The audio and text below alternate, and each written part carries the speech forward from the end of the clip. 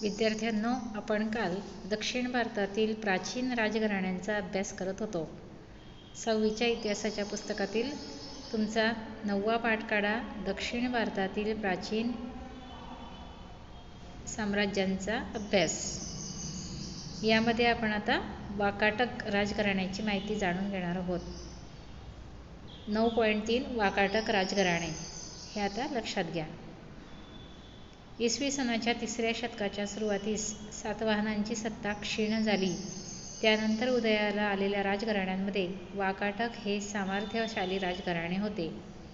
वाकाटक संस्थापकाचे नाव विंध्यशक्ती असे होते आणि विंध्यशक्तीनंतर पहिला प्रवरसेन हा राजा झाला. प्रवरसेनानंतर वाकाटकांचे राज्य विभागले गेले. त्यातील 2 शाखा प्रमुख होत्या.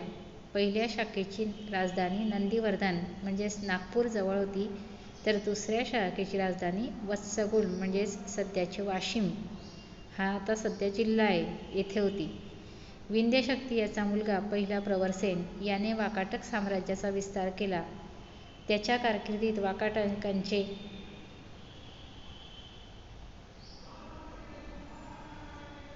सेतुबंध त्याच्या काळात वाकाटकांचे साम्राज्य उत्तरेस माळवा आणि गुजरात या प्रदेशांपासून दक्षिणेस कोल्हापूरपर्यंत पसरले होते. कोल्हापूरचे त्या काळातील नाव कुंतल असे होते. कुंतल हे नाव तुमच्या काही प्राचीन ग्रंथांमध्ये तुम्ही ऐकलेलं असेल, तर ते कोल्हापूर होतं. कोल्हापूरचे नाव कुंतल असायचं. गुप्त सम्राट दुसरा चंद्रगुप्त याची मुलगी प्रभावती हिचा विवाह दुसरा रुद्रसेन या वाकाटक राजाशी झाला होता. याची माहिती आपण पूर्वीच शिकलेलो आहे.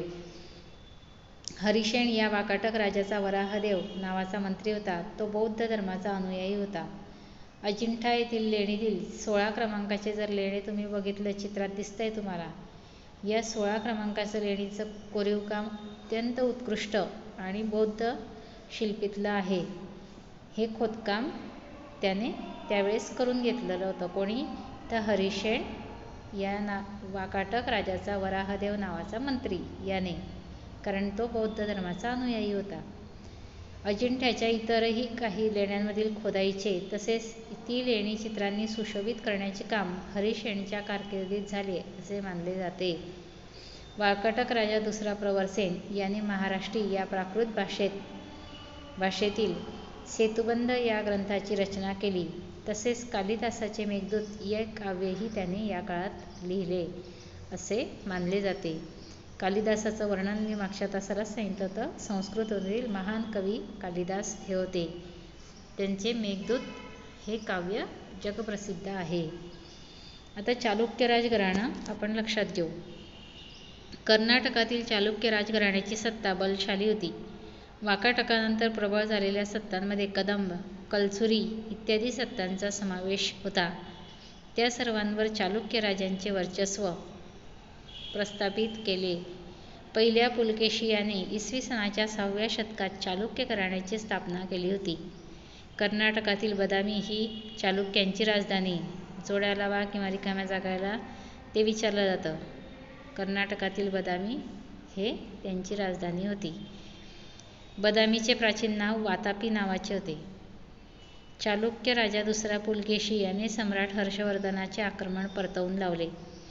बदामी, ऐहोळ, पट्टडकल येथील काही मंदिरे प्रसिद्ध चालुक्य राजांच्या कारकिर्दीत बांधली गेली असे लक्षात येतं. पट्टडकल येथील मंदिर दिलेलं आहे, त्याचं चित्र दिलेलं आहे तुम्हाला. तेथील कोरीवकाम बघा आणि केवढं भव्य मंदिर या चालुक्यांनी बांधलेलं होतं हे लक्षात घ्या. चालुक्यांनंतर पुढची राज्यसत्ता होती दक्षिण भारतात पल्लव राजघराणे. पल्लव राजसत्ता दक्षिण भारतातील एक प्रबळ राजसत्ता होती. तामिळनाडूतील कांचीपुरम ही त्यांची राजधानी होती.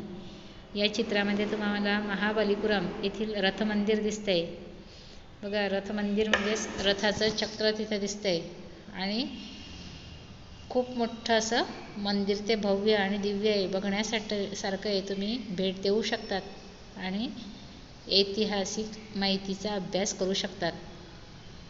महेंद्रवर्मा हा एक कर्तबगार पल्लव राजा होता. त्याने पल्लव राज्याचा विस्तार केला.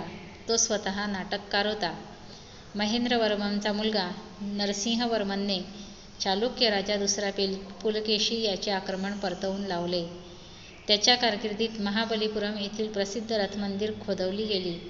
ही रथमंदिर अखंड पाषाणात खोदलेली आहे. विशेष म्हणजे काय लक्षात घ्या, जसं अजिंठा लेणी ही अखंड पर्वतावर पाषाणात खोदली गेलेली, तसंच महेंद्रवर्मन याचा मुलगा जो होता नरसिंहवर्मन हा चालुक्यांचा राजा दुसरा पुलकेशी याचं आक्रमण त्याने परतवून लावलं. तोच नरसिंहवर्मन याने महाबलीपुरम येथील हे जे रथमंदिर मी तुम्हाला दर्शवलेलं होतं चित्रात, या रथमंदिराचं कोरीव काम त्याने अखंड पाषाणात खोदून घेतलेलं आहे.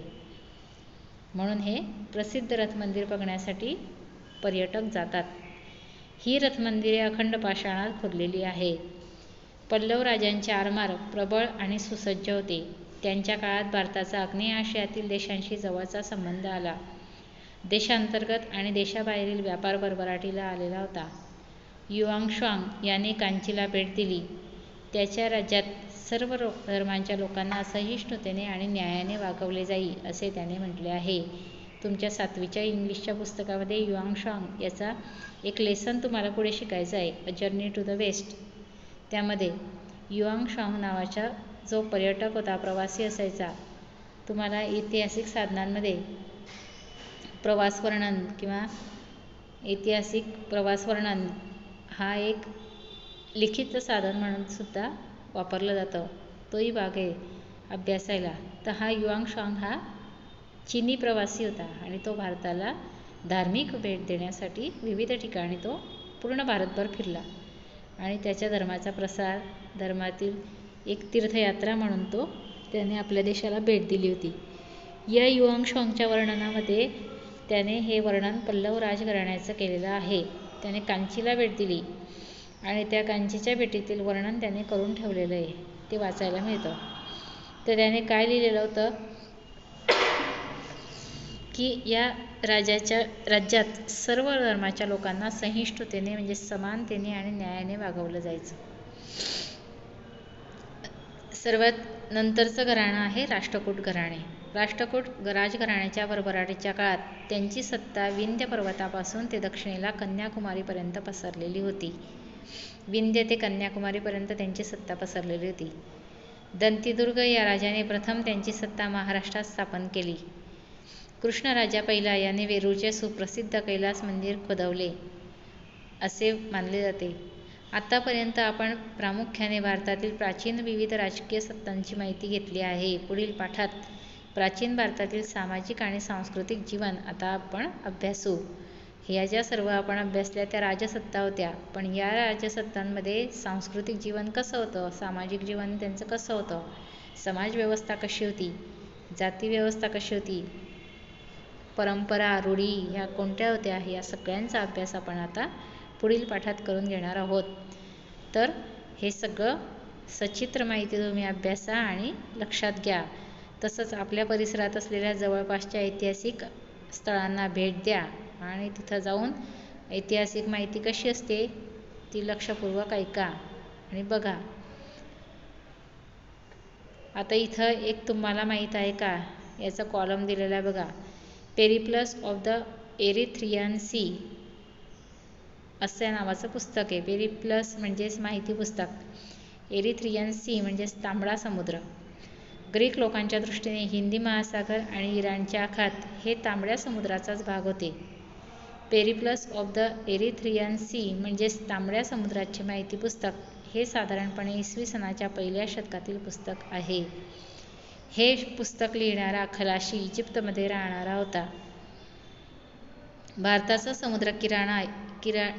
समुद्रकिनारा, इराणचे आखात आणि इजिप्त या प्रदेशातील दरम्यानचा चालणाऱ्या व्यापाराची माहिती पेरिप्लसमध्ये मिळते.